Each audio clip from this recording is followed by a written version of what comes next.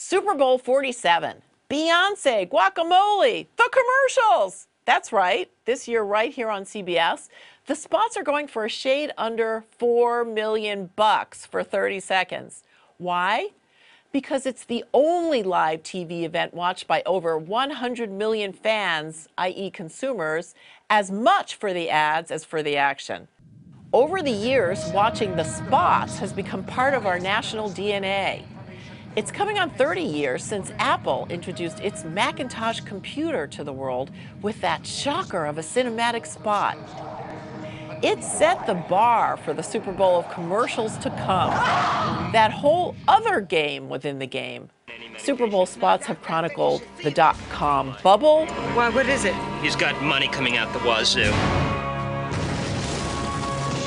And the dot-com bust. Back in 1999, a Victoria's Secret ad told viewers to go to what was then known as the World Wide Web to watch video of a fashion show. That little directive blew up the internet, or at least crashed their website for a few days. The formula for getting attention has become pretty standard. Animals, babies, men getting groin injuries, celebrities, supermodels with cleavage, female and male. And the pioneering 1984 Apple spot predicted it all. That sledgehammer shattered the big screen into tiny little pieces. Now we can watch on many screens: smartphones, laptops, tablets. Everything is interactive. Doritos runs a huge contest for consumer-generated spots. Honey, have you seen our cat? 2 advertisers this year are having viewers vote on their ads' endings. And Budweiser's having a contest to name their newest little foal. Now there's so much tweeting, Facebooking, Instagramming, YouTubing, online polling, and voting going on that every advertiser can prove that its spot is the best at something. Last year's showstopper was a total shock. We find a way through tough times, and if we can't find a way, then we'll make one. A bold 2-minute commercial that was as much about ourselves as the car. How do we come from behind? How do we come together?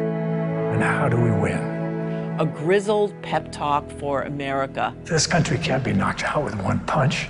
We get right back up again, and when we do, the world's going to hear the roar of our engines. To drive up hype, the big trend this year is the early release of teasers and the entire commercials themselves. Rather than guarding their brand messages zealously like military secrets, the majority of advertisers have already shown us their stuff in some form.